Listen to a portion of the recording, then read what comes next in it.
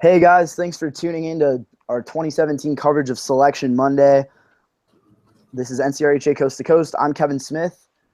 I'm joined by Ian Prescott, and we are going to be bringing you a little bit of a recap here of what's been going on in the NCRHA, including this past weekend of conference championships, and get ready to bring you guys the bids live for the 2017 National Championships, the NCRHA Nationals in Fort Myers, Florida. Ian, I know we've had a pretty exciting weekend, a lot of upsets, and definitely could not have predicted much of anything that really happened. So let's jump into the East. We're going to start in D2 across, or in Division I rather, across the board and do a little bit of a recap on Division I before jumping into D2 and D3. So out in the East in D1, what happened? How did everything play out? And what are your thoughts after seeing the D1 ECRHA regionals?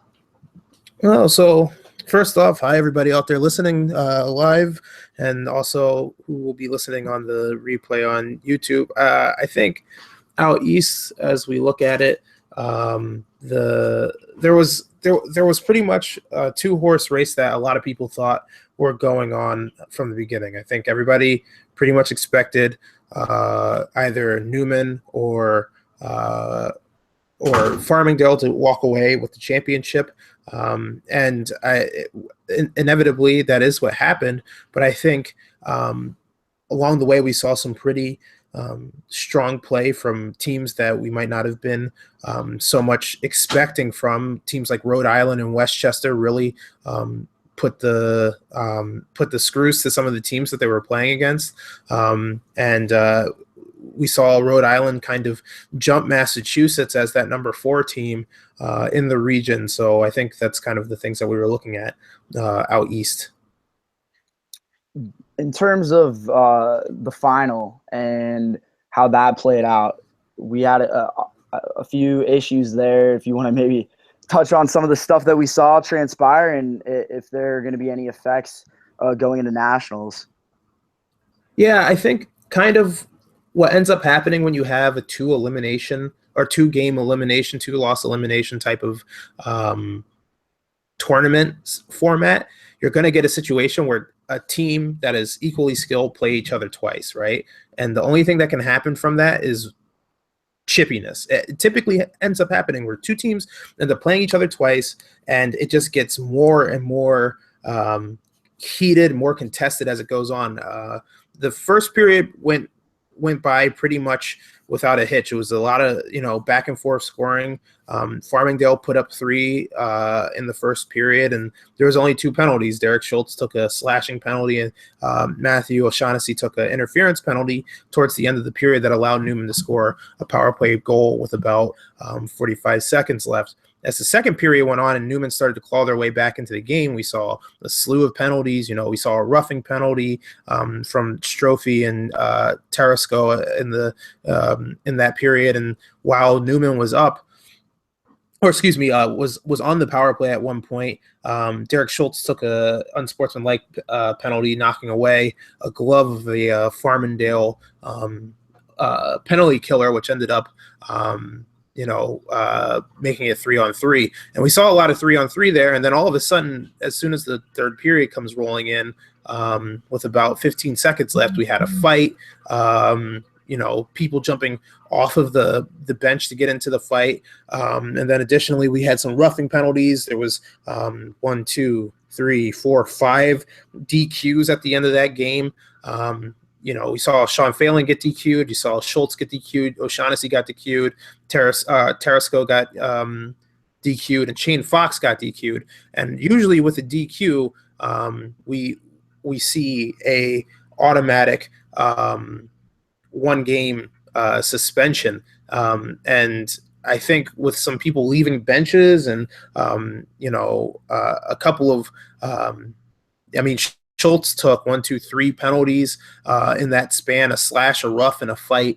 You're going to see some carryover. But with all that said, it was a really good game. Both of the games between Newman and Farmingdale were great games. They were 1-goal games that got decided in the game. The first game was finished in the last 14 second, or excuse me, I think it was about 14.7 seconds left on the clock with a 3-on-1 coming one way down the ice and then going back the other way down the ice, and they scored. And then Farmingdale's Josh Weger ended up scoring the game winner about 10 minutes and 31 seconds into the period to give Farmingdale the ECRHA Regional Championship. A great game, and no better fitting way, I think, for that conference championship to play out based on everything that's been going back and forth with these teams. Yeah, I think combined between the teams, I mean, obviously we had some people who, how should you say, defected over to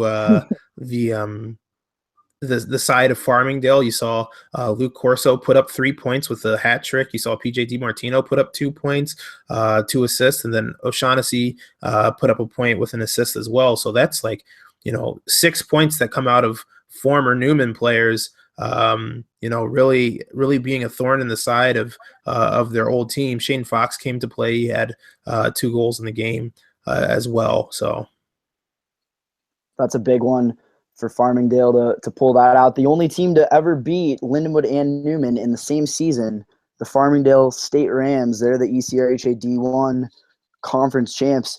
Let's move over to the Midwest. Michigan State continues their dominance of their region. They take home another regional championship. Grand Valley with a good run, and Miami, a solid team as well out of the Midwest. So what did you take out of the Midwest Conference Championship, and is there anything surprising in terms of bids that we might see in D1 from the Midwest? Well, I think we were seeing Western Michigan really make their case towards the end of the season. They didn't help themselves. They were eliminated in two games. They lost to Eastern Michigan by a pretty lopsided score of 7-1, then lost to them later on that day in another game 9-5.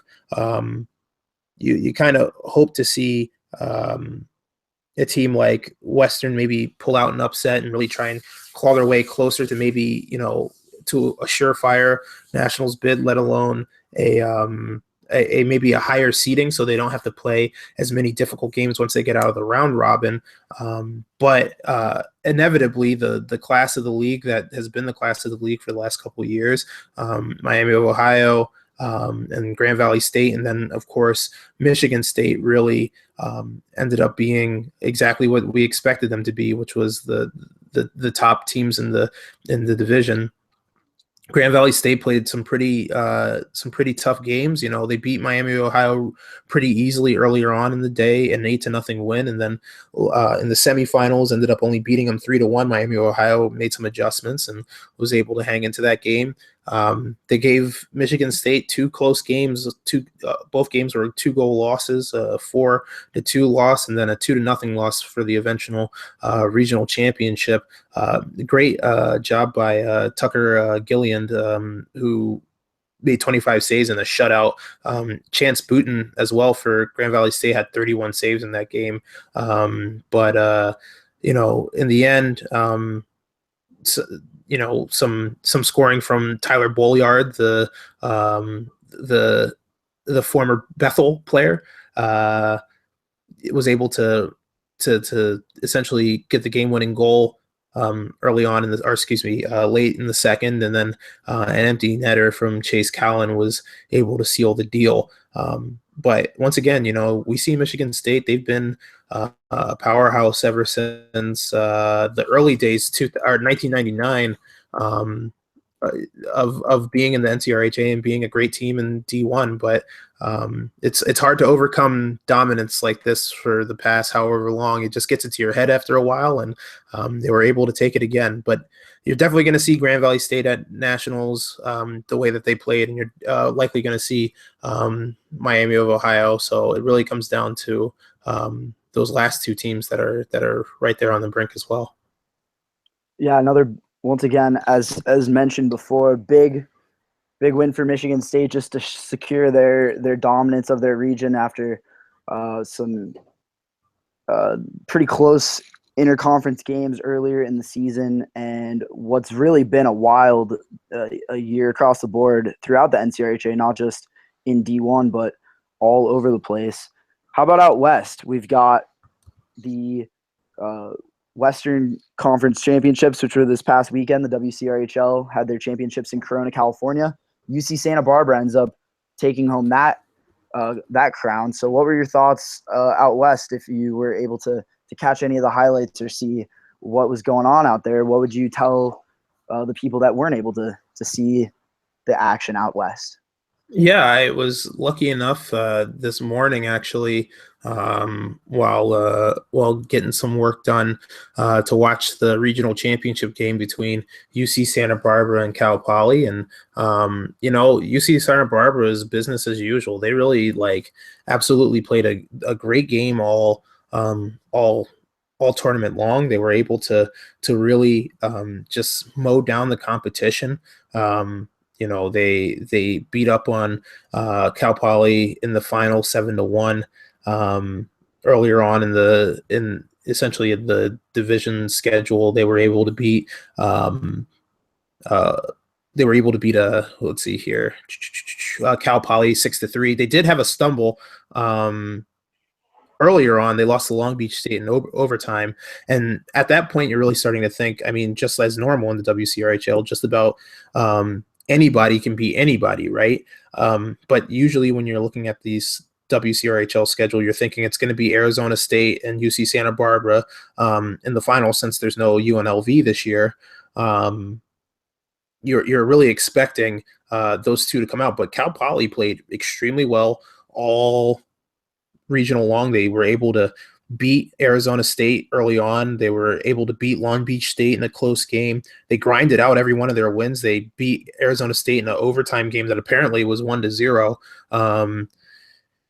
Which is unbelievable. Just such a grimy game. There was only 39 shots total in that game. And Daniel Kumada was able to get the game winner in that one. But unfortunately, in the end, when you're playing so many close games so often, and you're playing against such a good team, it's going to take a toll on you. And UC Santa Barbara was able to pull away with a 7-1 win, led by Kyle Clements in a 4-goal game.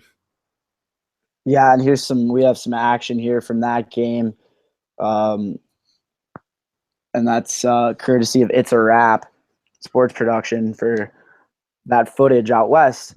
A big win for Santa Barbara, for them to really show their dominance in the region.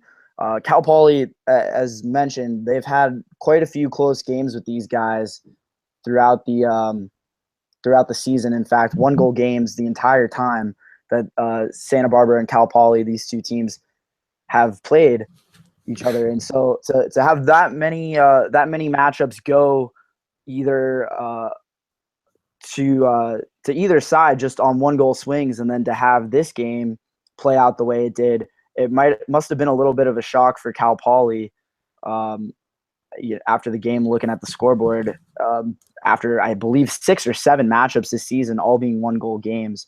But I honestly, I would imagine that they were probably just happy to have been in the championship game. That big win over ASU was probably a pretty rewarding one for them in its own way. Yeah, it's kind of like Pyrrhic victory, It's like, you climb up a hill to you climb over a bunch of rocks over the side of the hill and whatnot, and then you get to the top of the hill and you realize that you're not at the summit yet. You know what I mean? Yeah, I think that they have to be proud about the way that they played. I think Cal Poly, definite ups and downs this season. They were, 12-6 on the season, which is, not necessarily where they've been in the past. It's an improvement over the season, and definitely an improvement of last year's 4-12 record. But obviously not exactly where they wanted to be, but I think they'll be feeling good about themselves going forward into nationals, and really, really looking forward to hopefully making sure they get a good seeding when they do indeed get a bid. Yeah, I think that as you noted, that big change in terms of their finish from last year to this year, that's huge. And to be able to um, to not just have a winning record and knowing you're gonna have a winning team going to nationals. Um, Beyond that, just being able to say you played the top team as tight as they were able to, no doubt a successful season for Right. Cal Poly. So we'll just have to see how things play out when we get to Fort Myers. If they are one of the teams to get a bid, I would imagine they are in D1, which is not as populated as D2. So we're going to kind of just run through the rest of D1 here real quick. We had Texas Tech. They were the only team in Division One in the SCHL. So they will receive a bid from their conference. We know that there was not a team in the RMCRHA this year. Unfortunately, no UCCS this season. So there won't be a Division One automatic bid there. That leaves an extra bid open to the at-large teams. So that's something to keep in mind. And then moving out to the southeast, we had Florida Gulf Coast. They were able to beat Kennesaw State and secure their bid to Fort Myers in their own backyard. They will be able to play in front of the hometown fans, which will be good for them.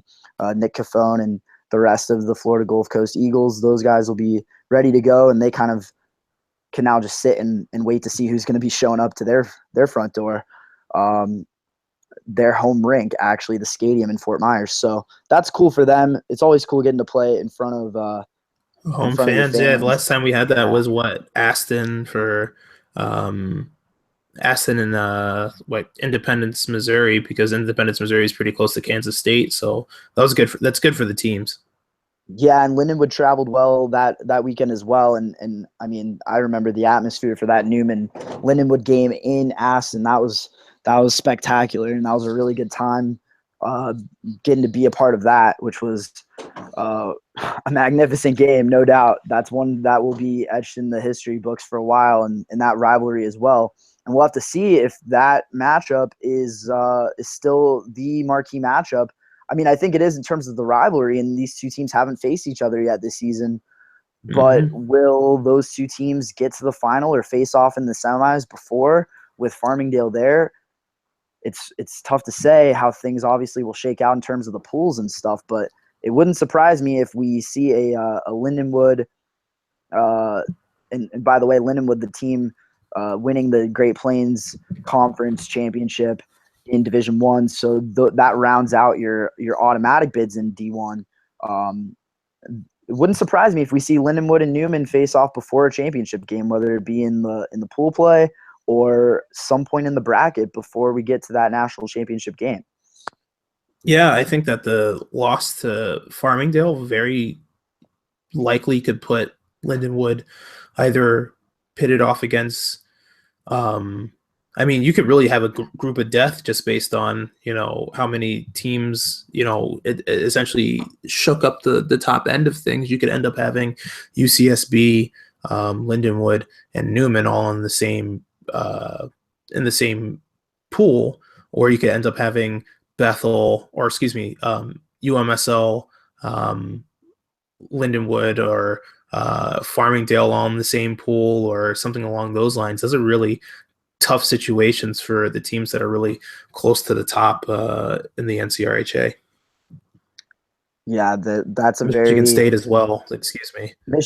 Oh, definitely, and then you've got a lot of teams that might be able to surprise some people that are flying under the radar going into nationals, whether it be the kind of middle of the pack teams in a lot of these conferences, those 2 and 3 seeds, teams like Westchester, Grand Valley, ASU now after not reaching a final in D1 in the West. So plenty of teams that I think could make that Elite Eight, and it's just going to be a matter of, as you said, matchups and just seeing where everything falls, where the dominoes fall.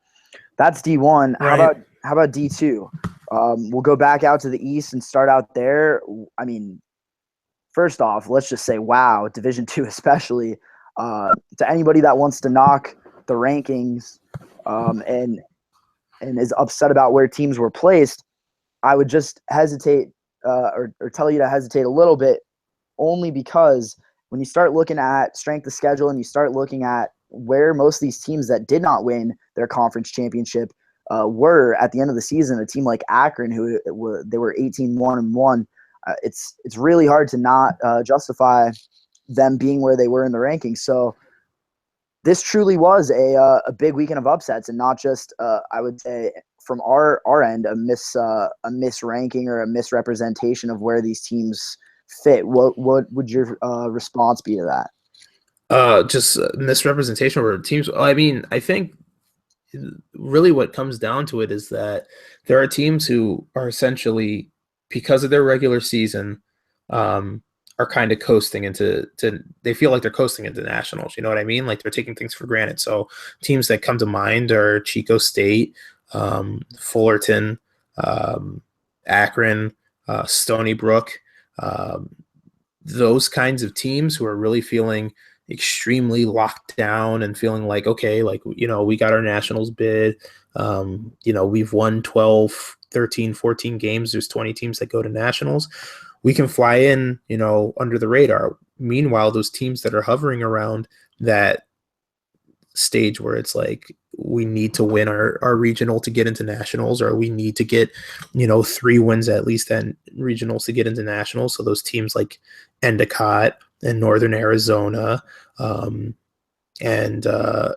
Oswego and Team DePaul, those teams that are right around those edges, who for all intents and purposes, had Oswego lost to Endicott in the semifinals, they would not. I don't know if they still would be in the case that where they would have jumped over Yeshiva and Stony Brook and Endicott and so on and so forth. But they did a good job for themselves. So obviously, I'm not saying that these teams weren't prepared to play at their regionals, but I think that there's those teams that really go in with the, hey, it's time to put on our glass slippers and go dancing, versus those teams that maybe came in a little bit physically, mentally unprepared, or just weren't prepared for the intensity level that nationals was going to bring, or not, excuse me, regionals was going to bring. Yeah, and the teams that were, I guess, in a way, left off from the rankings, even so a team like Oswego that ends up back in, and a big congratulations to them for getting that auto bid. What we should, yeah, the Lake Show. We should definitely mention. So Northeastern in the East, as well as Michigan in the Midwest, both teams that dropped from Division I and therefore are ineligible for nationals in D2. That means that Oswego, the Lake Show, as Ian alluded to a second ago, they are going to get the automatic bid from the ECRHA, and they are going dancing. They're going to Fort Myers, so we'll see those guys there. Definitely going to find themselves in the rankings, no doubt, in our pre-nationals ranking.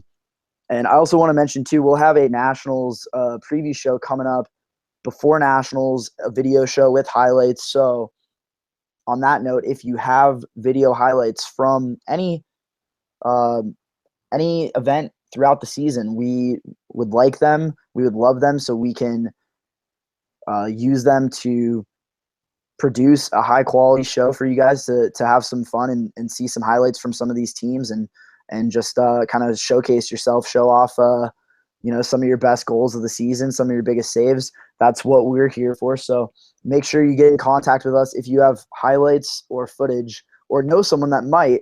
You can reach us on Twitter at NCRHA_C, the number 2C, right there on the logo. You can see it if you're watching. And you can also email us, NCRHA Coast, the number 2 Coast, at gmail.com.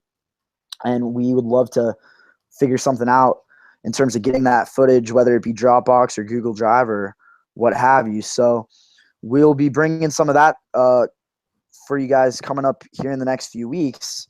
But Oswego, they're going in the East, and that is one team with an auto bid. How about out in the Midwest, we had another huge upset, DePaul winning the NCRHL conference title in D2 and upsetting the number 1 seed, the number 1 ranked team in the country in Akron. Yeah, that was pretty. That's a pretty memorable run. I think that's like this is really why you play the regional championships. You don't just award somebody a you don't just award somebody a regional championship based on your regular season. Um, DePaul snuck into the regional championships right above a team that went to nationals last year, Michigan Tech. Um, just basically they had to have a big um, weekend these last two weekends at Novi and Kalamazoo to sneak in, and they were able to get that win over Michigan Tech, which ended up being the push through.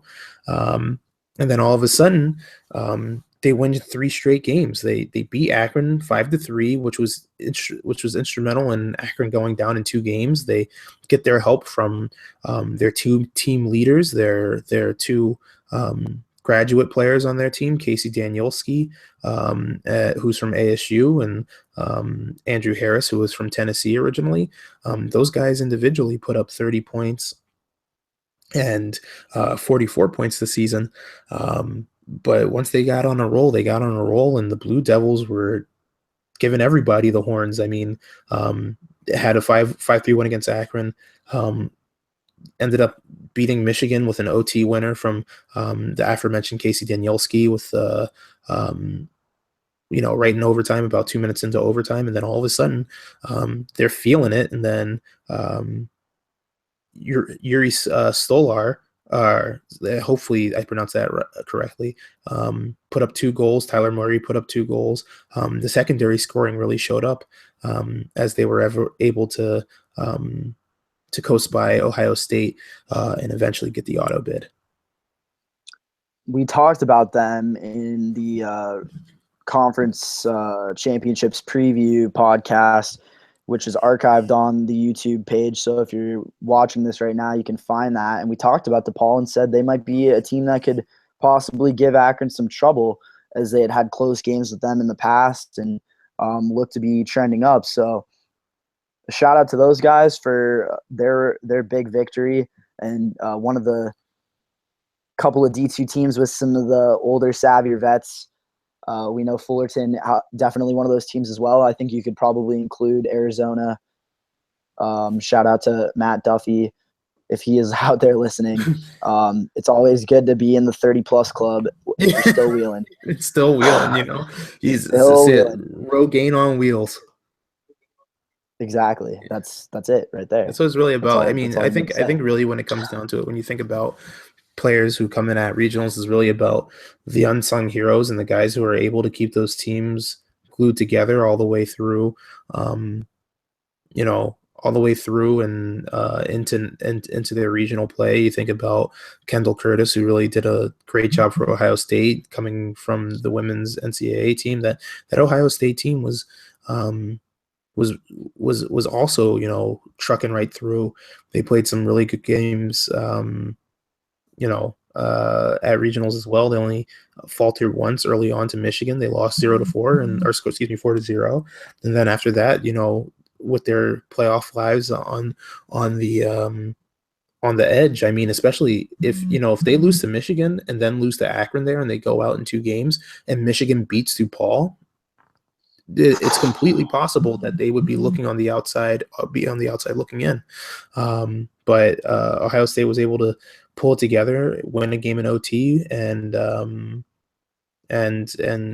eventually end up in the regional championship, but just not enough going in late. That's always what is fascinating to me, is just seeing how that one game, especially when you get to regionals, to the conference championships, that one game can be such a difference maker in whether a team is even going to go dancing. I mean, it's insane to think that some of these teams were one game away.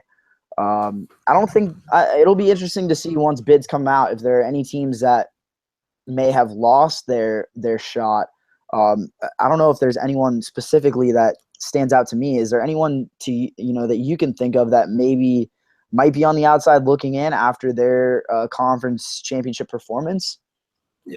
Unfortunately, despite how well that they played all season, it could be completely possible that based on the way that things went at regionals, Yeshiva could be one of those teams.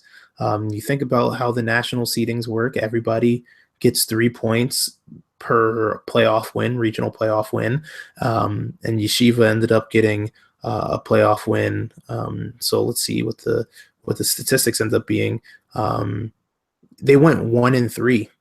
So that's 3 losses. They lose ground. They ended up losing ground to Stony Brook. They lost ground to Endicott. They lost ground to Oswego. They lost ground. They even lost a little bit of ground to Penn State because Penn State beat them in the head-to-head in that 5th place game. So it's tough because they also gave Oswego a win on their forfeit due to religious reasons of observing the Sabbath, but there's not really much they can do about that. So nevertheless, that's a team that could drop down a little bit. Hopefully it won't put them too far out of contention, especially with Northeastern and Michigan not being on that list. And then also you got to look at a team like Cal Poly Pomona, who might have played themselves out of a regional spot. They went 1-2 at a national spot because they went 1-2 at regionals, losing to Arizona in the crossover round. Right, and here, that just to allude to what we have on display, this is a shot from a screen, or a live look, I guess you could say, or a screenshot of our NCRHA Coast to Coast blog, which will be updated for sure in the next week or so with some recaps from this past weekend's games and some other stuff pertaining to nationals. But 13 bids available, at-large bids with the 7 conference champions, and here's that note for Oswego. Denver out in the West took down Colorado. Arkansas beat Louisiana Tech, and Kansas State won the Great Plains Conference Championship a few weeks ago, as did Tennessee in the South. And we'll get to Tennessee in the SEC here shortly because they have definitely an interesting situation given everything that's happened this past weekend, and that will kind of, a lot of that will it really just pertains to rankings moving forward and where some of these teams will seed. But all that said, there's 13 bids left, and there's definitely more than 13 teams on this list. Absolutely. That we have compiled here, and arguably a couple of teams that aren't even on this list that might end up being able to sneak in as a conference's second representative, or something along the lines of that. So yeah, absolutely. I mean, like you think about a team. Think about a team like Florida State, who went 1-3. That's a team that could be looking out. Yeah, there's definitely some teams that lost some ground. Maryville, Missouri S&T, SIU, Edwardsville, Central Missouri, even who went 2-2. Penn State really had a chance to really claw themselves up a little bit higher on the list during regionals, and unfortunately, you can't give up 17 goals and only score 9 over 3 games. So that ended up being their downfall. Yeah, it's not going to be an easy road for a lot of those teams that struggled in conference playoffs. The one interesting thing that always does play a factor and can sometimes get overlooked is the inter-conference or non-conference games between multiple conferences. That whether it's these tournament events such as the ECRHA interregional, or the events in, say, Palatine, and there was one in Ballin, Missouri. That was a big D2 one earlier this season, and the one this past semester that I think was great to see how well they did in terms of bringing teams out was Kansas State's home event in Manhattan. Yes. That interconference event had teams such as Arkansas, Denver, Colorado. They all made the trip out to Kansas. I'm sure that I'm missing somebody in there as well. But to see Bethel also made the trip. They're in conference, but still to have an array of teams from probably 7 or 8 states. That's pretty cool. And shout out to those guys for what they've been doing, building their program. Jerry Remsbecker and the K-State guys, probably with their best team that they've had possibly ever. Definitely in recent memory, they've been dominant this year in the Great Plains Conference in D2. So for the teams that we haven't and I touched think on something much, that's low key kind of important about that K-State team, they practice on I'm pretty sure an Olympic sized rink, which is or at least, I mean, it looks huge. It looks absolutely massive. What they practice on and play on down there in Manhattan, Kansas. So they might be in the best position going towards nationals, really playing on that bigger rink. Yeah, just the legs and everything that it entails, just having to skate on that big of a surface. I wish we had a better shot of the rink readily available. There are some good pictures online, or if you go on their social media pages, you can find stuff. But yeah, that really nice facility, and very cool to see that they were able to put together a home event. Some of the other teams that have facilities on campus that do host events, such as UC Santa Barbara. They had an event earlier this season, so that's always cool. And we'll probably actually show a little bit of Great Plains action as well coming up here in a minute or two. But I just wanted to touch on the Southeast as well before we start getting into bids, which are going to be coming here very shortly.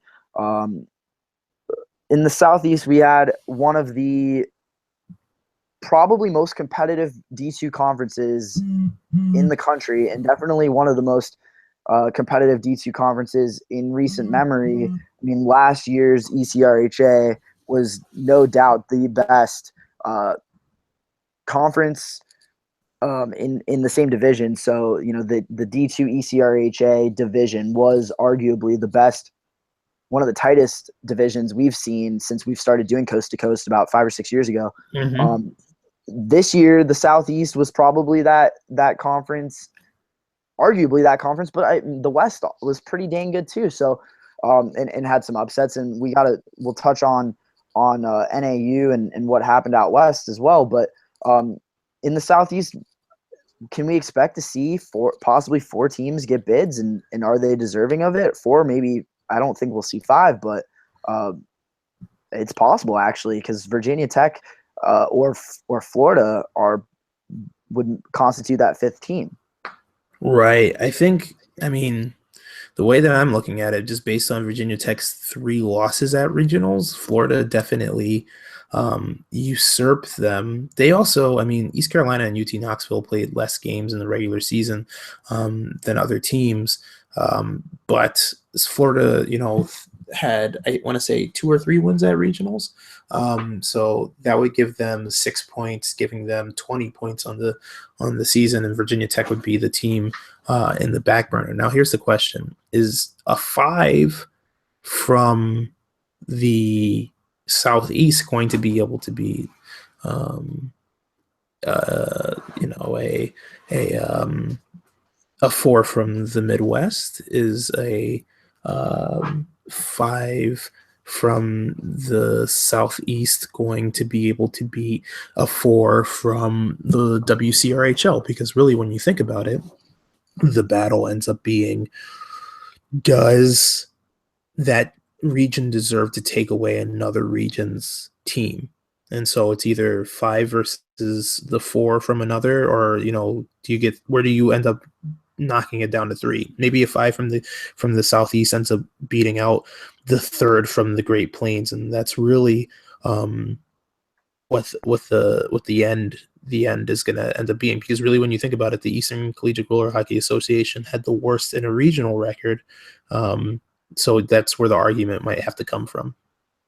Right, and that's what makes those interregional games so crucial, whether or not you're the team going and playing in those games. Is if you have a team representing your conference and they go and travel and perform a certain way against another conference, that in a sense is has repercussions and consequences that can affect your team in a way.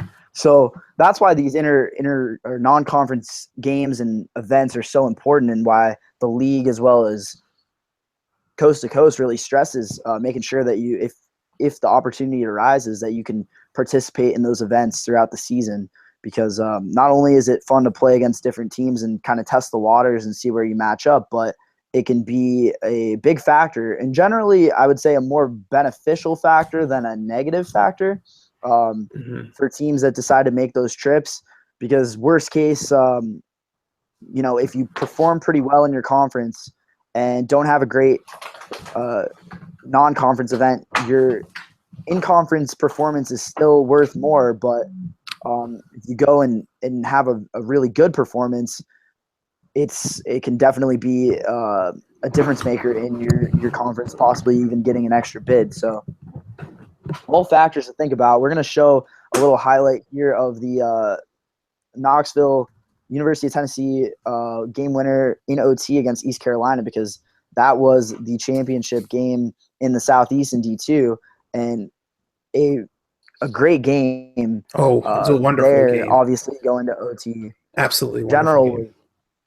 Was pretty special, because you had Tennessee losing in the pool play, and just an array of upsets and 1-goal games in D2 that, once again, as we were kind of talking about, really those are the games that could make a difference in who gets a bid. Virginia Tech won't be going. They fall under the same category as do Northeastern and Michigan, being teams that drop down, so they'll be ineligible to go. But those other 4 teams are all still in play. So we're gonna, if we can, get that highlight going. But I just thought that was probably the best. Well, I don't know. The East was pretty good too.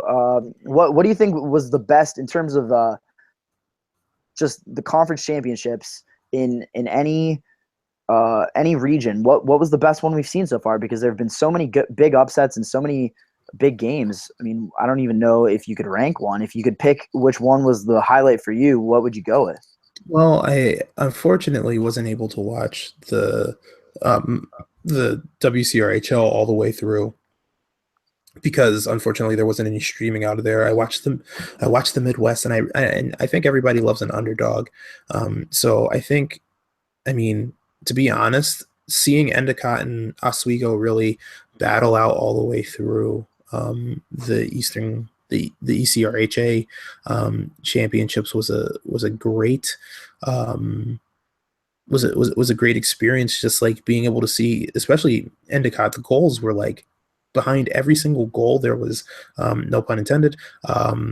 There was sticks banging on boards. They were they were playing high quality, exciting hockey that was fun to watch. And Endicott threw 33 shots on net in their first game against Oswego, beat them 6-5, and then to have Endicott and Oswego meet again for a chance to go to the regional championship with the auto bid on the line, and Michael Boyd just stand on his head.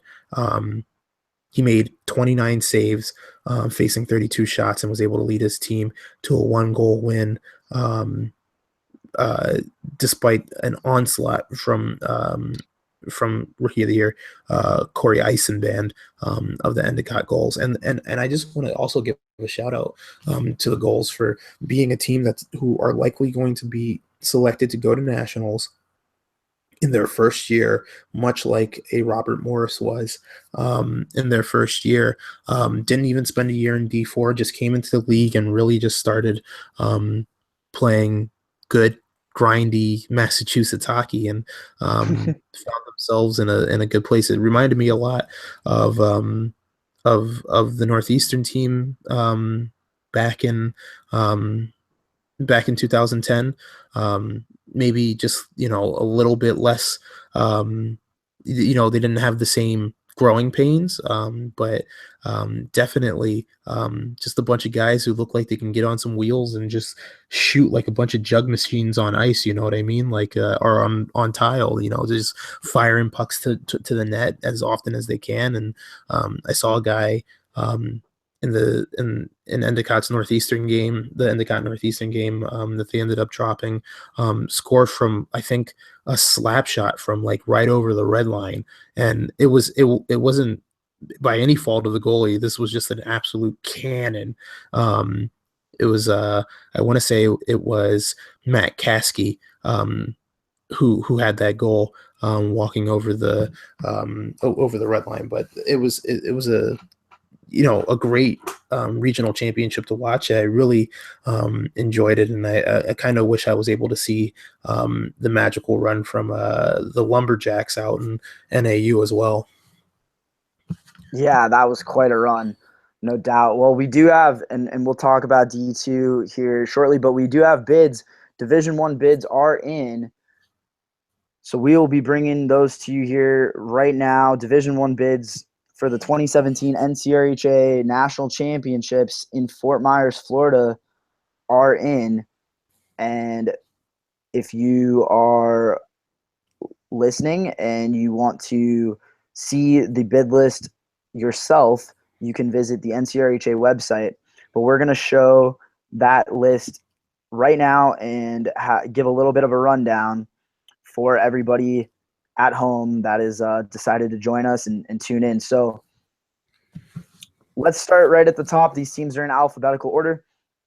Arizona State, Bethel, Cal Poly, Long Beach State, Eastern Michigan, Farmingdale, Florida Gulf Coast, Grand Valley State, Hofstra, Lindenwood, UMass, Miami, Michigan State, Mizzou, Newman, Rhode Island, Robert Morris, Rowan, Temple, Texas Tech, UC Santa Barbara, UMSL, Westchester, and Western Michigan. Wow. Yeah. Any surprises off the top of your head that stick out? Anything that anything that's shocking? You know, I think I was mostly saying, well, it's good to see Robert Morris get a bid. I know that Dan Trunk and the boys out there, Kevin Malley and the guys from the other Pittsburgh school, will be happy to have seen that be given their way. I'm also excited to see Hofstra, a team that are, you know, a team that's been struggling these last couple of years, get rewarded for their hard work and staying in D1. And shout out to AJ Fry for really making sure that program has a commitment to being as excellent as possible. That's good to see them sneak in. Same with Temple. Texas Tech, obviously, you know, it's hard being the only team out there. But there's some teams that are on here that, you know, that obviously we know the big players. We know UC Santa Barbara is a big player. We know Lindenwood. We know Farmingdale. We know Newman, and we know, you know, teams from the past like Michigan State as well, and Arizona State and Florida Gulf Coast, who all really are you know, big name teams. But then again, you see teams that, you know, who could really make a deep run, you know, maybe a favorable bracket play that could let them sneak their way maybe into an Elite Eight or a Final Four situation, which is like Westchester, who played fantastic all regional long. You see a team like Grand Valley State, who's been you know, good all regionals long, and really Miami University as well, Bethel as well. Those are all teams that could get to the Elite Eight and really make a chance at a deep run if the bracket play shakes out favorably for them. Yeah, matchups being such a big part of that. And now that we have, as we've had for a few years, obviously, but the overtime and shootout, if we jump back to Fort Myers the last time we were there, which wasn't that long ago, when you really think about it, we didn't have playoffs, or I'm sorry, we didn't have overtime and a shootout until the playoffs. We didn't have that in the pool play, so that is a really big factor. If for those that were there in D2, we had Miami, who had 3 ties and 3 points going into their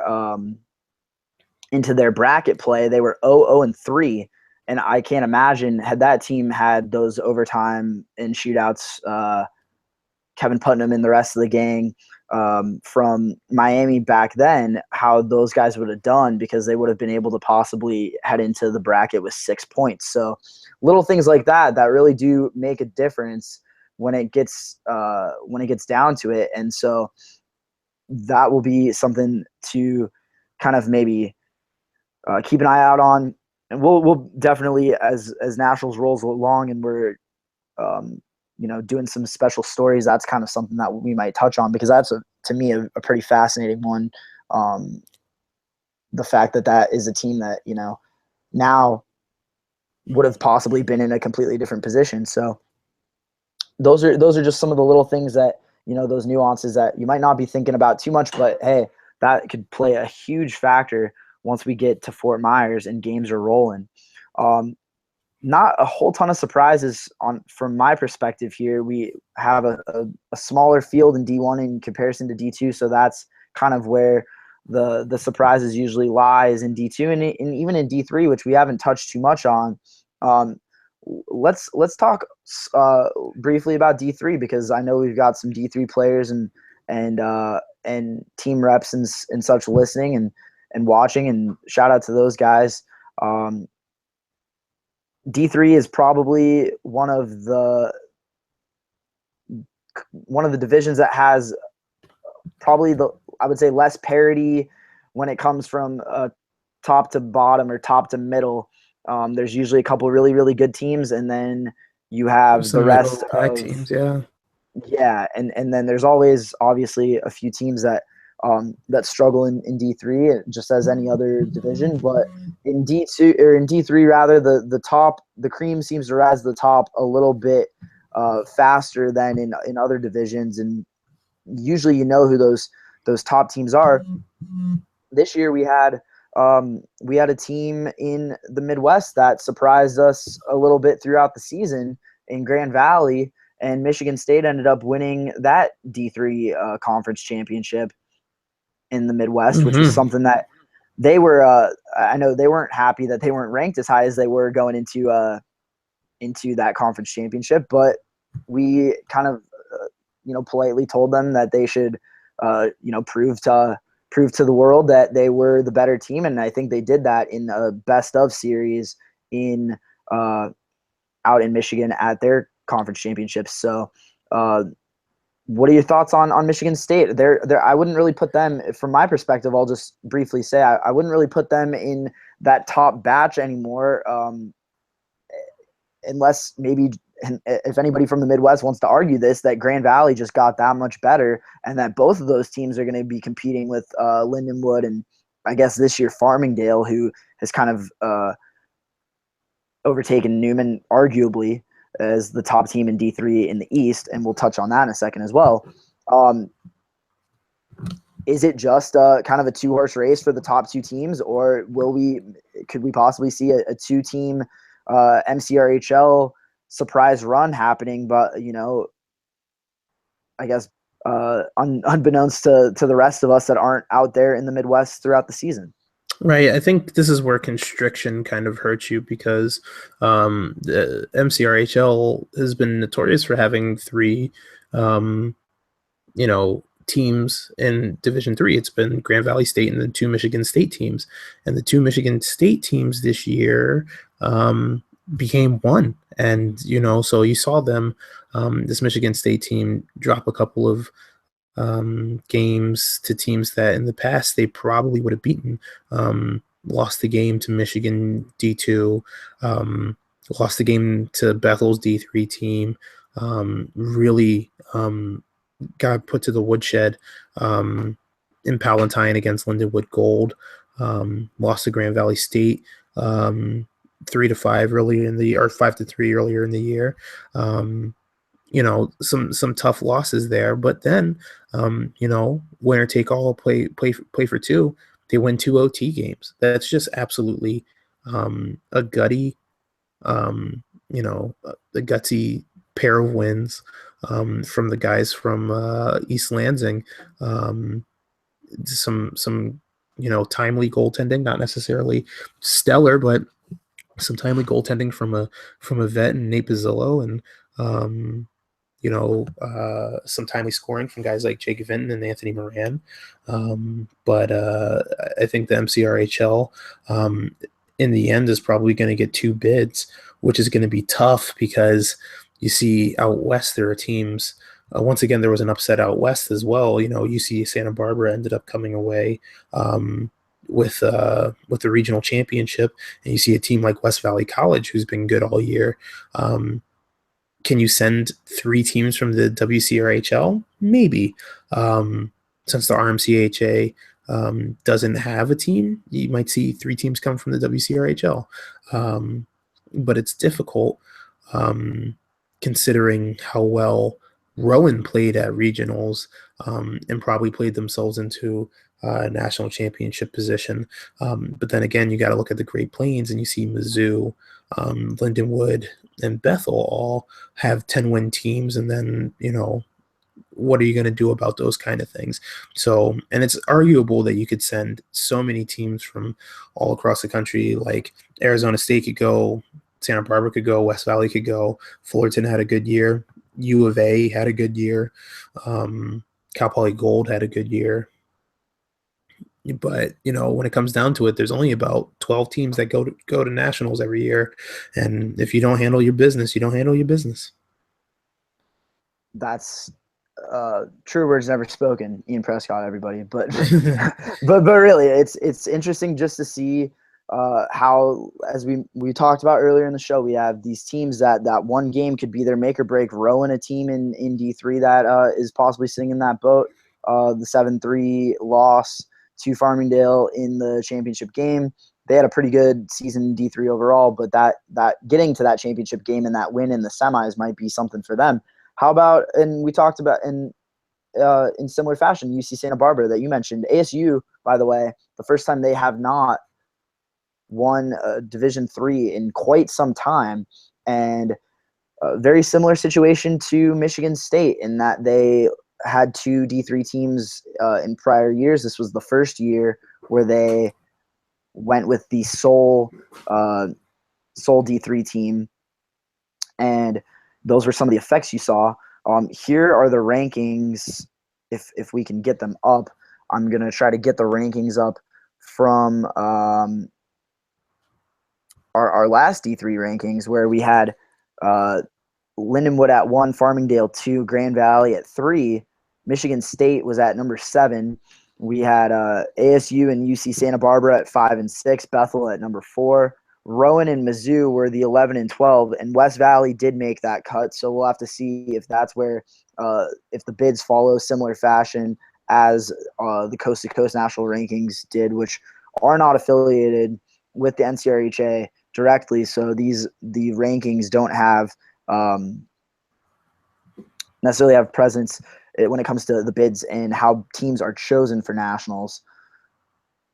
While we're waiting on D2, do you have any? I guess we could maybe actually we'll transition out of D3 and talk a little bit about something that I think a lot of people would like to know about, and that's how teams are put on the board and what that even means. How are teams given bids? How are these conferences going to bat for their teams, and how does this process play out behind closed doors? It's the DLOs and league directors and so on and so forth sitting on something not unlike this, a Google Hangout. Really, essentially, they put up all of the regional champions. So they go, who won the NCR or who won the MCRHL, who won the ECRHA, who won the on and so forth. So you have your 1, 2, 3, 4, 5, 6, 7 member organizations that go up on the board, and after that they got to go down a list. They have to go, okay, so who is the first team?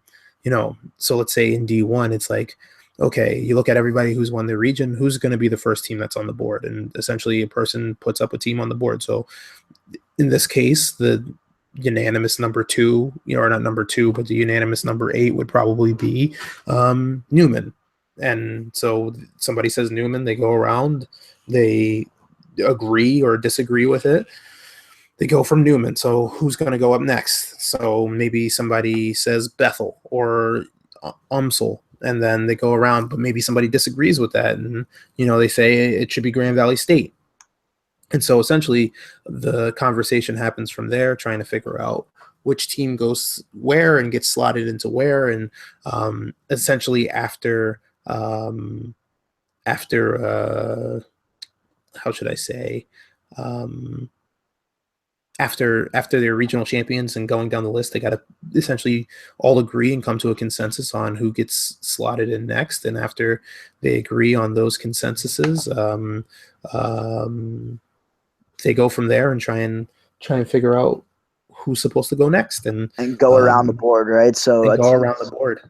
A team will get put on the board, so to say. When a conference is up, it's their turn. They will place a team on the board, and that team is then debated and discussed. And if a consensus is reached as to that team getting in, then that team's in. And if not, then they will go to the next team on the list. And that doesn't mean that they're out. It just means that they are going to get pass until the next couple of teams are looked at. Yeah, and I think it's also important to remember the order in which they get passed around isn't necessarily their final order for where they're going to get seeded into their pools. Because, for example, Newman is not the 7th best team out of all the teams that are on the board.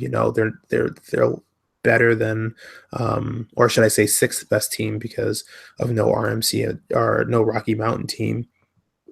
But it's easy to argue that Newman's a better team than Florida Gulf Coast, or it's also easy to argue that they're better than Texas Tech. So just because you won your regional auto bid does not mean that all of a sudden you're one of the top 7 teams in the nation. Yeah, that's an important point and something worth mentioning. I know we had seen a couple of tweets about seeing where we're going to be seated. We don't have seeds tonight, and part of that is because we won't have a final list of teams attending nationals tonight.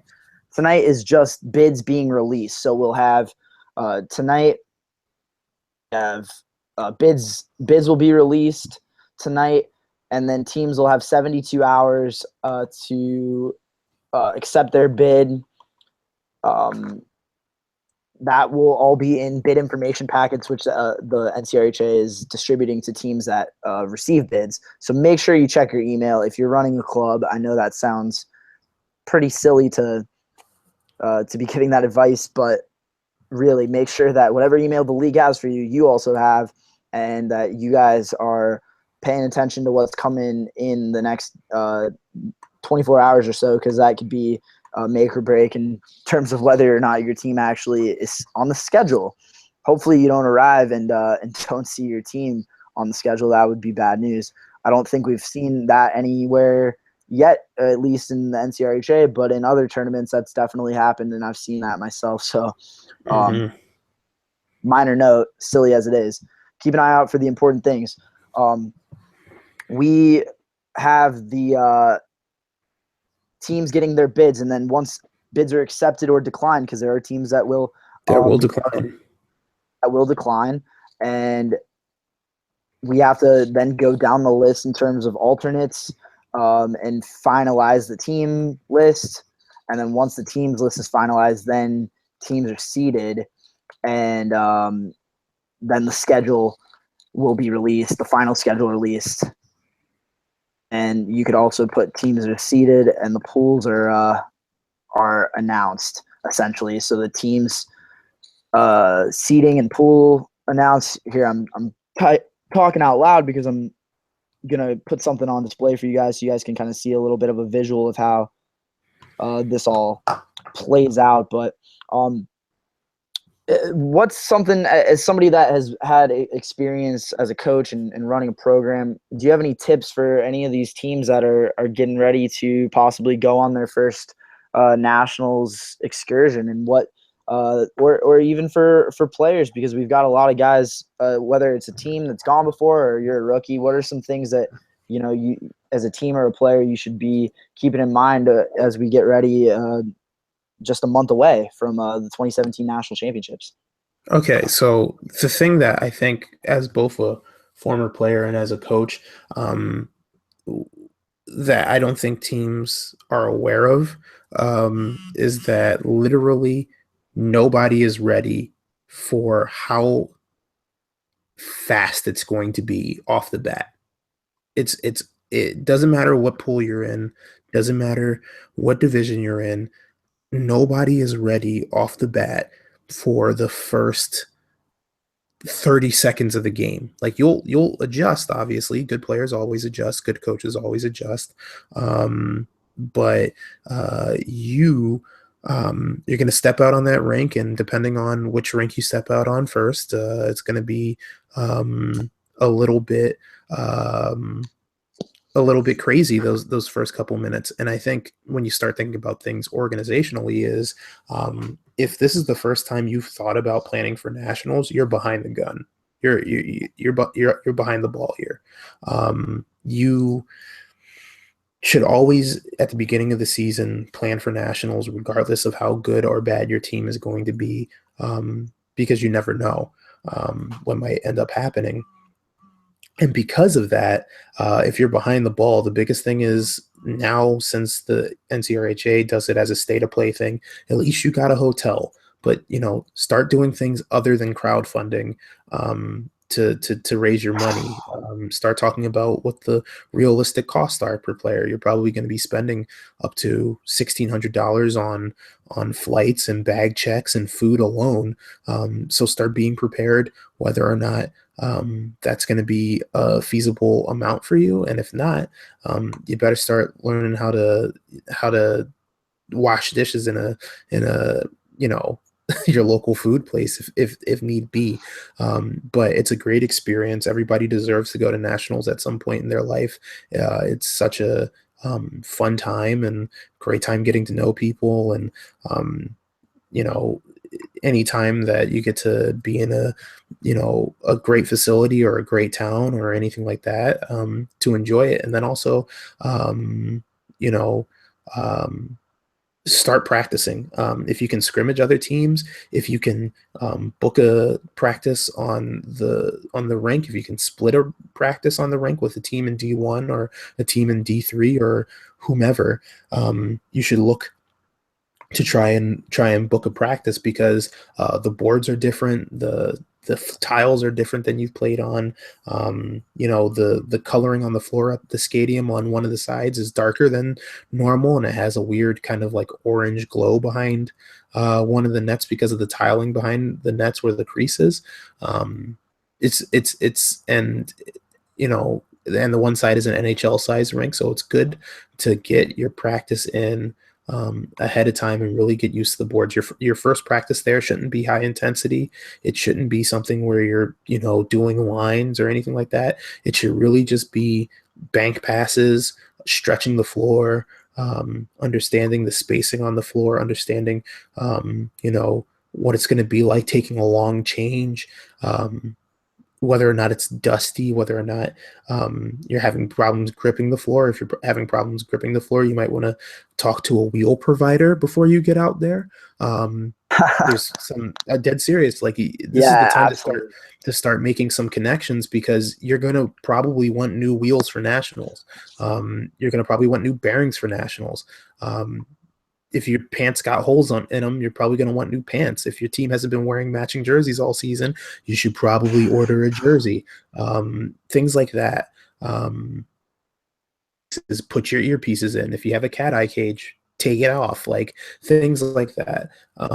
Just like little ticky tack stuff. But I mean, obviously, Kevin and I are pretty good resources. But if you're if you've never been to nationals and you're looking for providers to maybe help you out, looking into the guys either at Revision, LaBeta, Connex, or Rink Rat to see if they can give you some NCRHA wheel deals, or maybe just going on to Inline Warehouse and typing in our NCRHA 2016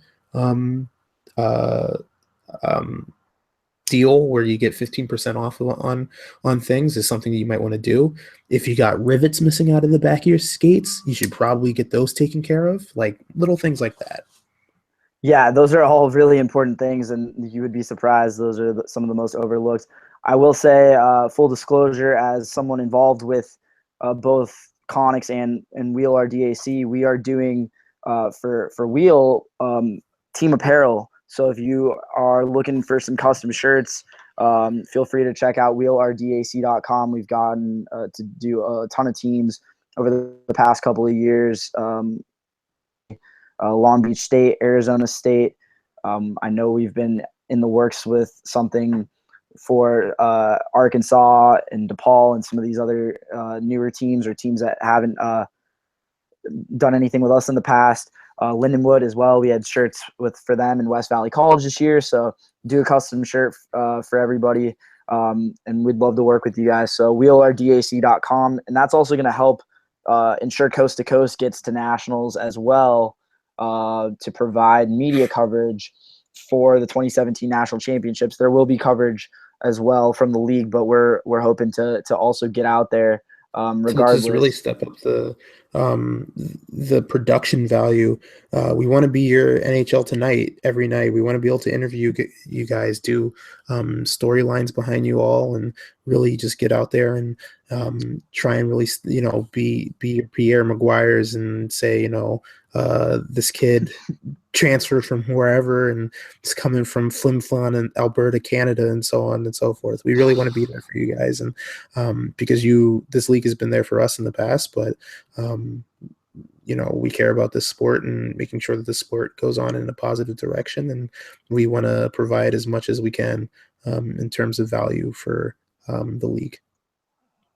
That's a very well summed up way of putting it, and that's really what it, like Ian said, it's what it comes down to, is showcasing the league and telling the stories, because there's so many stories, that the storylines that don't get seen and are left unread, and so we want to be able to tell those stories at nationals. It's something we got to do last year a little bit with the Nationals magazine, and we had an article in there. We'll also have something coming up shortly that we can't announce yet, but something pretty cool that will be in another media circle around the sport. So there's a lot going on, but we definitely want to be there and continue our coverage of the NCRHA. So that's the goal.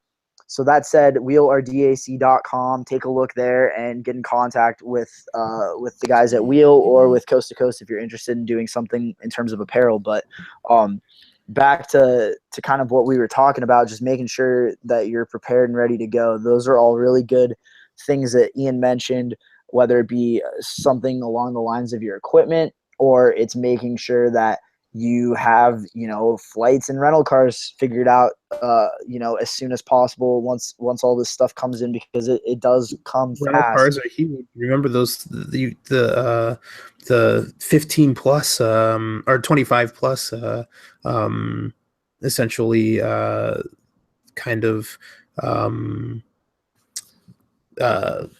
extra fee. And then also, yeah. I mean, if you can try and rent out a 15 passenger van, it makes it way easier.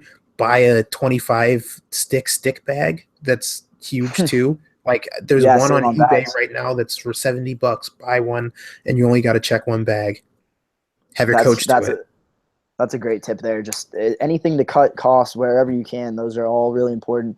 And something that I will add too, you can, if you want to waive your young driver's fee, you can go on USAA and register, even if you're not military, and you can get a discount code or be able to use your USAA card to waive your young driver fee. That's huge. So these are just little things that we figured out along the way over the years of being involved with the league and with teams.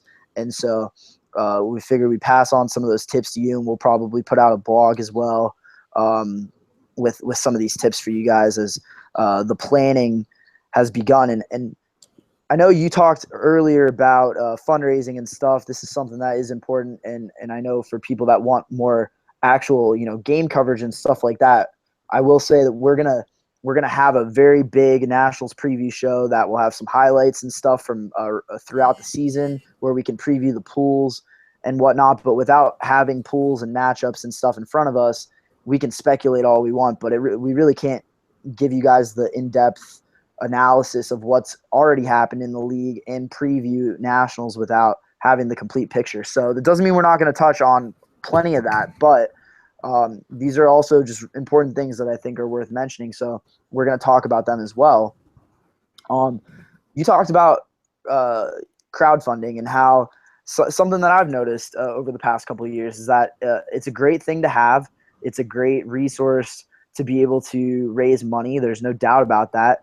But there's something to be said in fundraising the old-fashioned way, if you will, that seems to sometimes go over a little bit better and comes off a little bit more genuine than just putting up a GoFundMe. So there's so many different ideas, whether it's running a tournament or getting involved with possibly running a camp for youth players that are from where you're at, or getting involved with Greek life on campus if you're at a school with a lot of Greek life, and maybe doing a car wash or some type of street hockey tournament. There's so many different things that you can do. There's actually a good resource on the NCRHA site. It's old, but has plenty of relevant examples for fundraising ideas. And it's not too late to put something together for the end of April, or the end of March rather.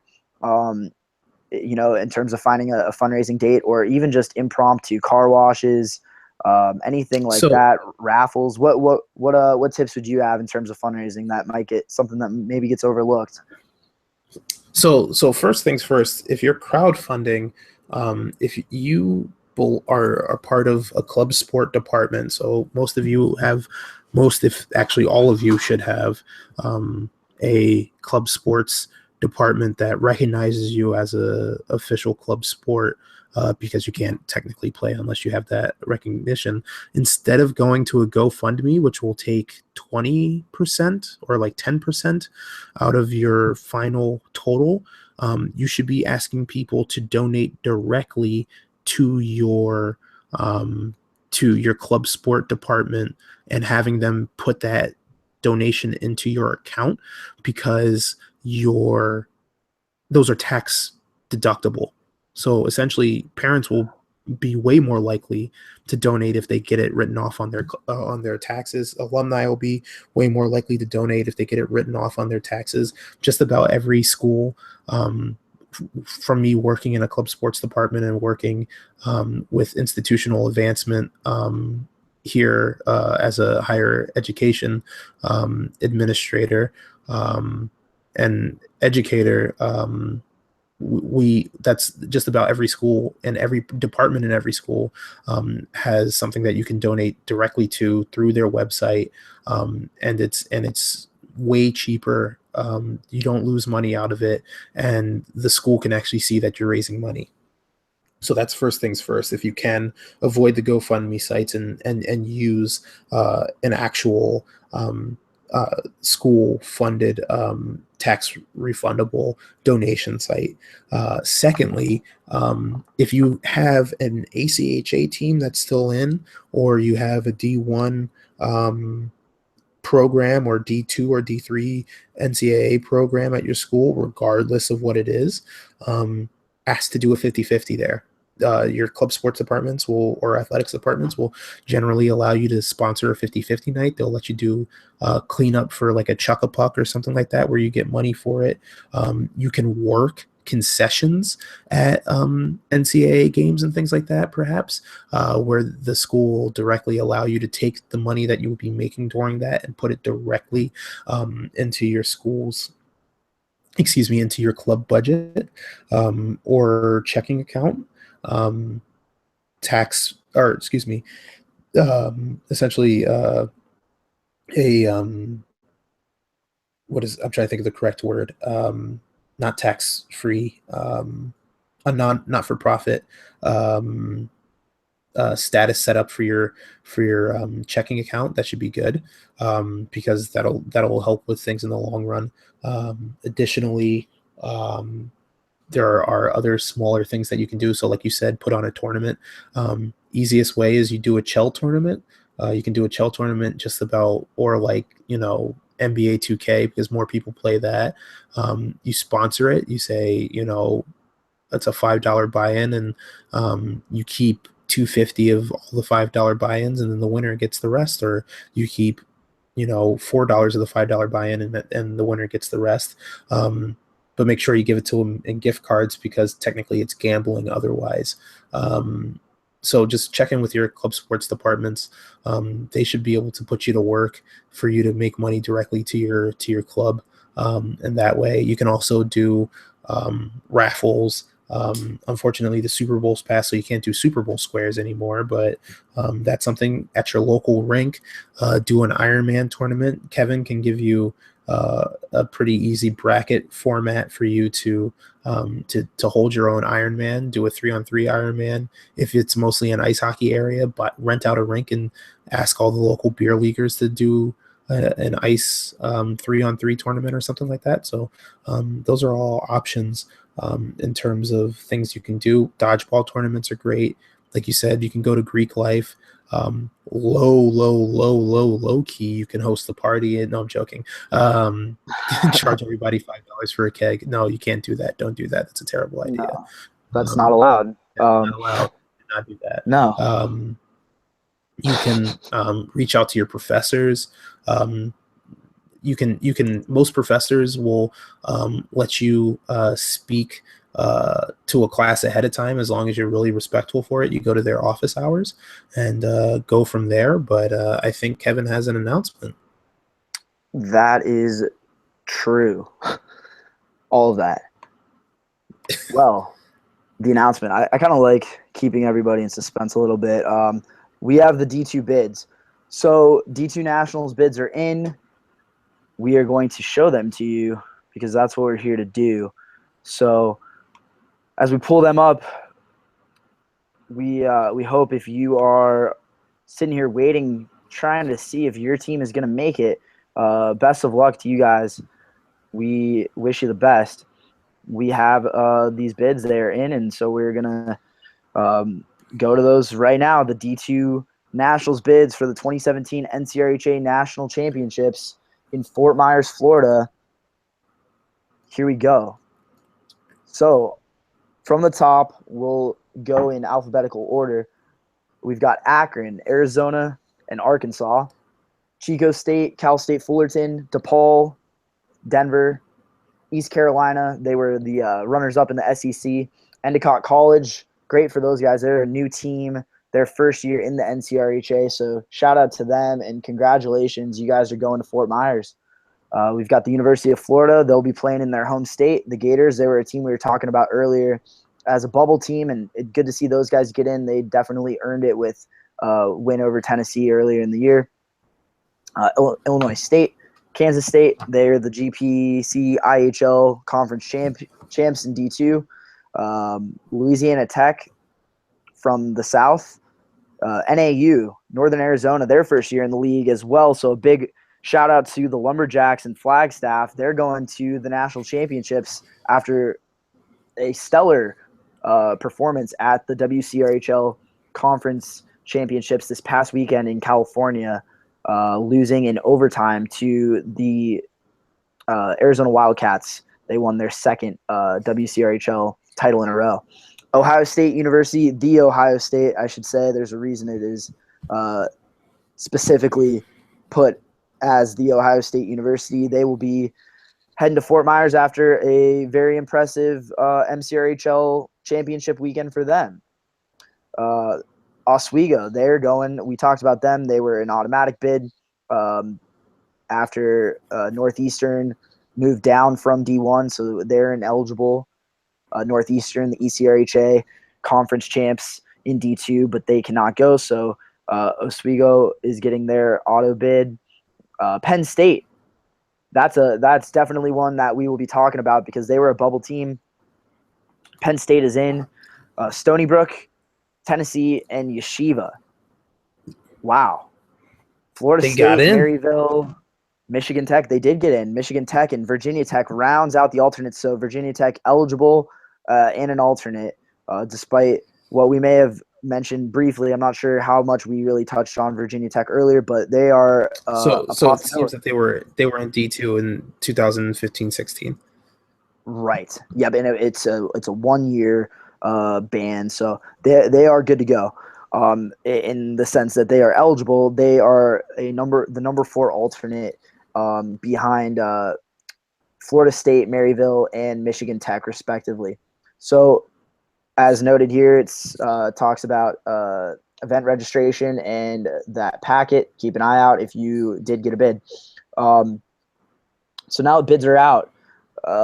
Let's talk about Penn State because I think they were definitely, I don't want to say a surprise, but they were a bubble team that we weren't necessarily sold on, just in the sense that it just seemed like there were so many good teams and it was going to be tough to see where things kind of fell. But probably a little bit easier for them to make the trip than some of these West Coast teams, and I'm not sure if that's necessarily the factor. I think that their play over the past couple of weeks got them that bid. What are your thoughts on Penn State? Well, I think that without that win, against Yeshiva in that 5th place game, you might see Florida State creep in ahead of them. I'm very surprised to see the East get 5 bids. I just, especially with the way that they played interregionally, surprised to see them get 5 bids. Surprised not to see Pomona on this list, of course. Not entirely sure if Pomona did or, for that matter, did not decline ahead of time. Kind of surprised to see Michigan Tech on that list. That's definitely interesting as well. La Tech, it's good to see them back again. The Josh Lodato show returns to Yeah, nationals for a 2nd consecutive year. absolutely. I, I think it's good to see Northern Arizona in their first year make it to nationals as well. That's not necessarily something we expected at the beginning of the season, but that's good to see. Really good to see Stony Brook go again. The guys at Stony Brook are all great guys, especially with their 10'2" goalie this year. He's not really that tall, but he's huge. Who's really fun to watch there. Justin Corbo is a guy that I've met over the years and been able to talk to. Good to see Illinois State go as well. Yeshiva. They were just in the New York Times, recently, talking about their commitment to being, both a fantastic, commitment to their faith, and then additionally to their commitment on the rink to try and win a national championship. The question is, of course, with Yeshiva is, will they be able to go to nationals, considering that games in the elimination stage are played during that time period, and maybe where they would be and unable to play.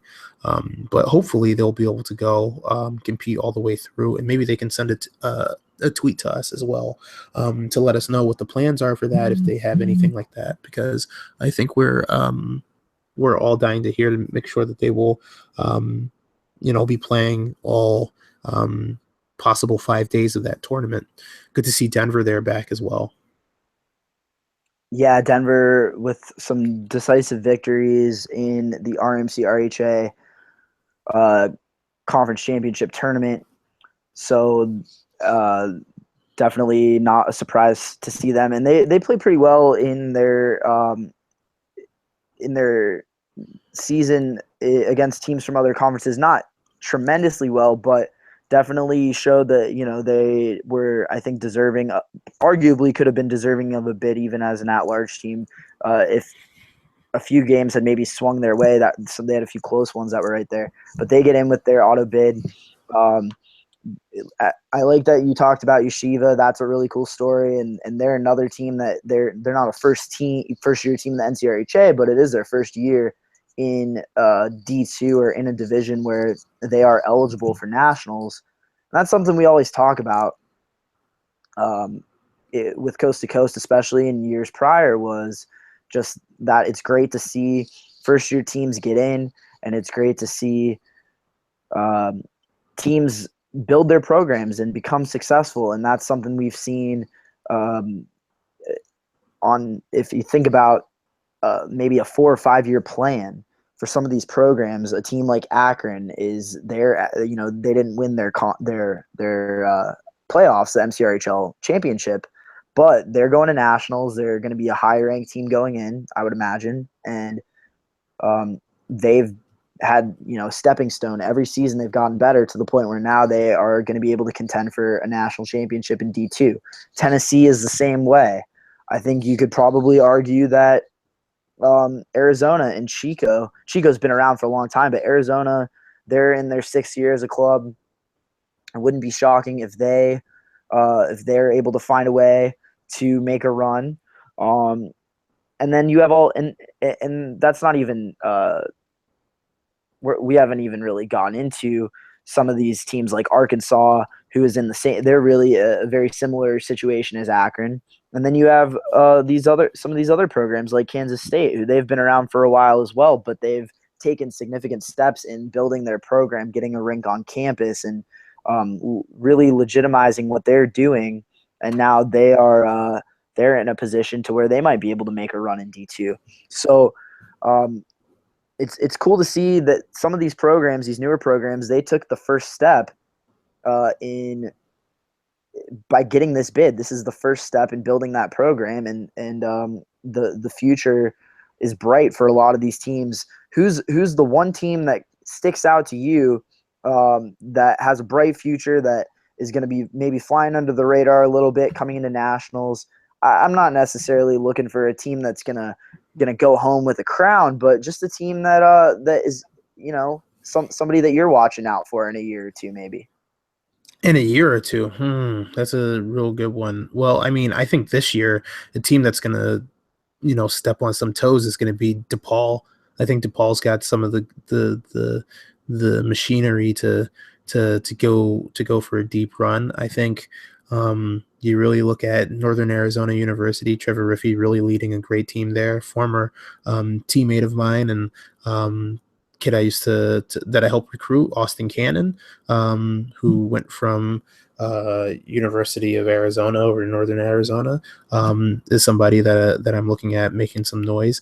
I think Stony Brook has had years and years and years of pedigree, all the way from D2 up to D1 and back into D2, really led by great people over there, who do great work. I think looking at teams that are developing and really looking to make their mark, that would definitely be your DePaul University. I think Akron has had the steady stream of really developing into a great team.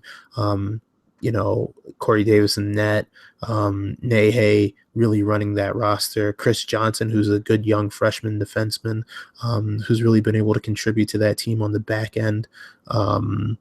Those are all teams that, Yeshiva, obviously you can't say enough about that team. Fellow massholes in Endicott College, See, and that's the team that I kind of was, thinking about when, in terms of teams that are gonna, be able to be there. And I don't want to say that they can't make a run, because they definitely can, and they've got one of the, I believe, the leading goal scorer in the entire country in Corey Eisenband. So there's no doubt that Endicott is going to be coming out firing. And as a first year team, they get the bid, they have a good regular season, and regardless of their performance at nationals, it's a good stepping stone season for them. To me, they're a team that maybe in a year or two they could be making some real serious noise, I guess you could say, in D2. The team that's going to be scary good that we haven't talked a lot about is going to be Kansas State. Kansas State's going to be absolutely scary. And I think that the last couple of years, you hear about this team from the Great Plains who really, you know, and doesn't necessarily scare very many teams and hasn't really had a ton of success at nationals these last couple of years, since the Utah year where they were able to go to, I want to say, the Elite Eight, and they ended up losing to Central Michigan. It was either the Final Four or the Elite Eight where they ended up losing to Central Michigan that year.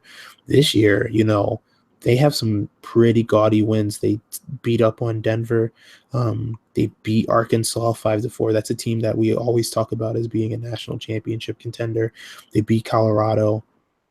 They play some. They beat Louisiana Tech as well.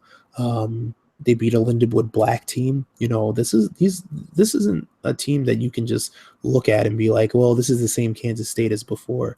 Jacob Schulte, Sam Schulte, Tyler Brunton, Evan Mills, all putting up more than 14 goals this season.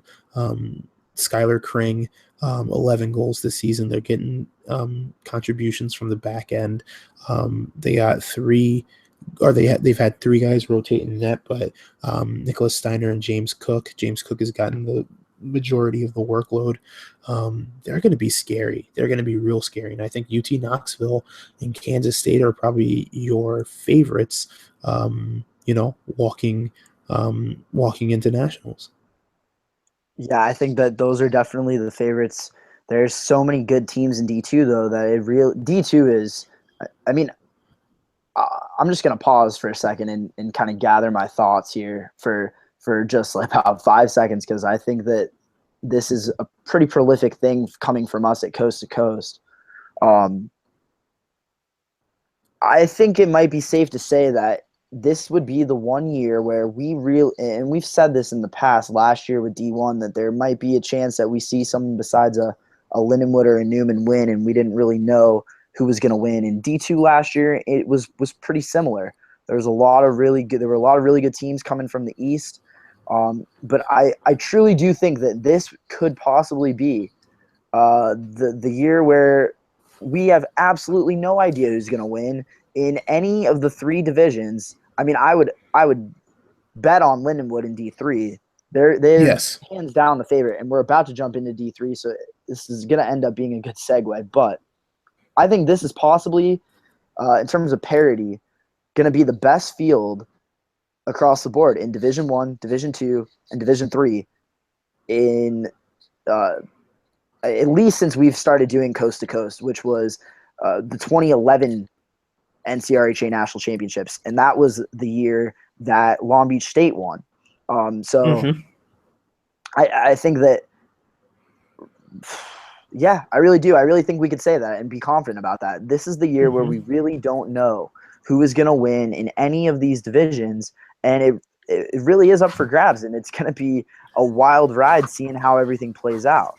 Yeah, it's no shot that you can just go down this list in D2 from top to bottom and say, you know what, like, yes, I know that this team is just going to coast through their bracket. I know that this team is going to coast. You couldn't even do that at regionals. You really couldn't. The amount of upsets has been insane, and so we're gonna get into a lot of that here in the next couple of weeks, because now that we have the meat and potatoes, there's so much for us to talk about and cover, and we're going to get to talk to some of you guys, do some interviews and stuff. So we'll be putting out some information for teams to be able to contact us and individuals to contact us if you have a cool story that you want to share, or if you want to get in on a podcast, because we would love to have that, and that's ultimately what NCRHA Coast to Coast is all about. But all that said, we are going to get into a lot of that, but there's so much to talk about, and because of that, we're going to put a little of that on the back burner because we have the Division 3 bids. They're here, so it seems like we should probably talk about that for a few minutes, and then we're gonna sign off and start working on everything so we have some content for you guys in the very, very near future. Here are the D3 bids for the 2017 National Championships in Fort Myers, Florida. we have those bids. We are just about to get those up for you guys, so that way you guys can follow along here as we show those off. But I guess really quick before we get to D3, and it's only going to take a second or two. There are 3 teams in junior college going. This is the first time in a while that we've had a 3-team JC pool. St. Charles Community College, St. Louis CC, and West Valley College from the West Coast, from near San Jose, California. They're all going to be going to nationals. That's pretty cool. Seeing that the JC field of teams is growing. Here we have the D3 bids, and I don't know if you guys can have those up yet. You can find them on the NCRHA website as well, but we have them. I apologize for any confusion or any technical issues from our end, but the D3 bids are in, and here they are. We've got Arizona State and Bethel, Farmingdale, Florida Gulf Coast, Grand Valley, Lindenwood, Michigan State, Mizzou, Newman, Rowan, UC Santa Barbara, and West Valley. Those are your 12 teams going. Cortland with the first alternate bid after their regional performance. Cal Poly gets alternate number 2. U of A and Cal State Fullerton round out the alternates, sitting at 3 and 4. This is pretty much how we expected D3 to play out, is it not? This is essentially the 12 teams that we had in the D3 NCRHA rankings. And you can bracket them, even into tiers right now. Like, you look at your top bracket of let's see here, Lindenwood's top bracket, Farmingdale's top bracket, ASU's top bracket,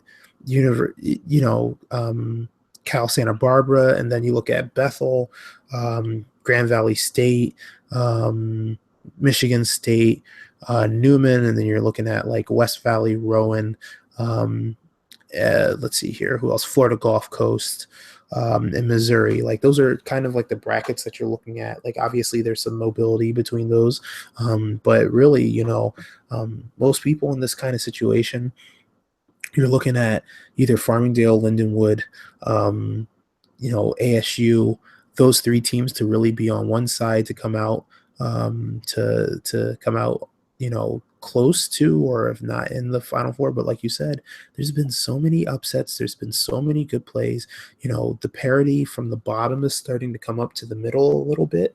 And that's why you could see a team like, if one of these bids are turned down, a Cortland even do pretty well, or Cal Poly or U of A do well in those situations. It's not uncanny to see an alternate bid get a bid and really make things work going forward. And that's also something I would suggest. If you're an alternate bid, plan on going to nationals until you're told not to. Okay, so because like if you get that bid, it could be tough not to be prepared when you get the call. Yeah, that's the thing, is it's really important to just make sure that you get all your ducks in a row either way, because there's a good chance that, especially if you're that number 1 alternate, as Ian alluded to, that is going to be crucial, because you will probably get a phone call. So you want to be ready for that.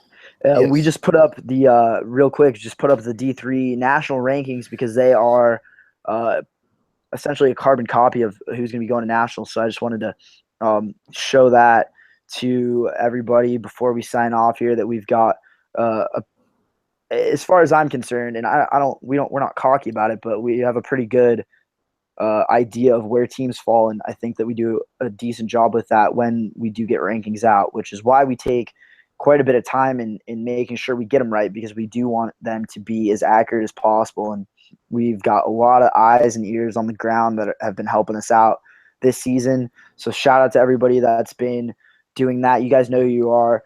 Biggest shout out to Braden Durnell. He couldn't join us tonight, but he is by far Coast to Coaster of the year for Thank his you coverage very much. in the ECRHA. It's been outstanding. If you haven't gotten a chance to check that out, if you think you're going to end up possibly facing an ECRHA team at nationals, highly recommend you go and check his work out. We'll be featuring it on the NCRHA Coast to Coast blog, the WordPress site that's going to be updated this week. We're going to have a ton of other content coming out as well as we get ready for not just the Nationals preview video show, but also just Nationals in general. So if there's anything you would like to see, tweet us at NCRHA_C2C, hashtag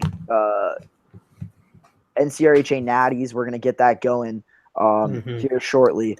But and then additionally, I think something that we want to shout out is like, players across the league. If you want to see us at nationals, like if we get the overwhelming support from you, the players, I think that, let us know, send it to us. Like, shout out some love our way as well. We really want to be there for you all, but obviously we want to provide something that you all want. And if this is something that the league is interested in, player by player, we'd love to provide it. Yeah, that is.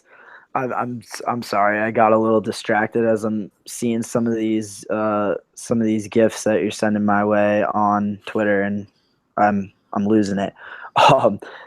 Everything that has been said, I think tonight has been pretty worthwhile.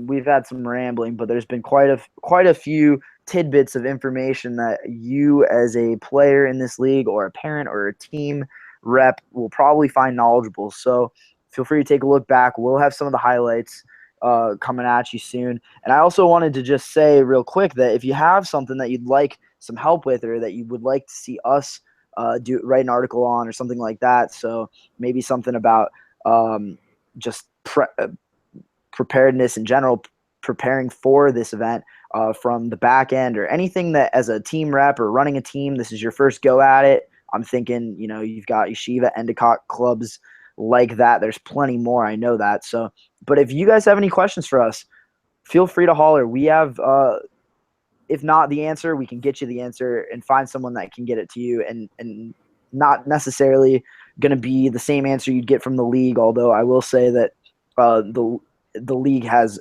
quite a few resources and a lot of knowledgeable people, but it's been a while since some of those guys have ran teams. So if you would like to talk about something that might be more, team sensitive or college sensitive, and you have something that you need to ask, feel free to ask us, and we'll hopefully help you out as much as we can. I do want to thank the NCRHA for helping us with today, just being able to allowing us to do what we do, and for everything that they do in running arguably the best college or the best roller hockey league period that I've ever been a part of. So shout out to those guys, and just wanted to thank everybody for tuning in. We've got to run, but as mentioned before, we'll have more coming at you guys soon in the upcoming days. But for now, I just wanted to say thanks for tuning in. We really appreciate the support, and we're excited for nationals. We know you guys are too. Got to run. For Ian, I'm Kevin. We'll talk to you guys soon. See ya. Thank you.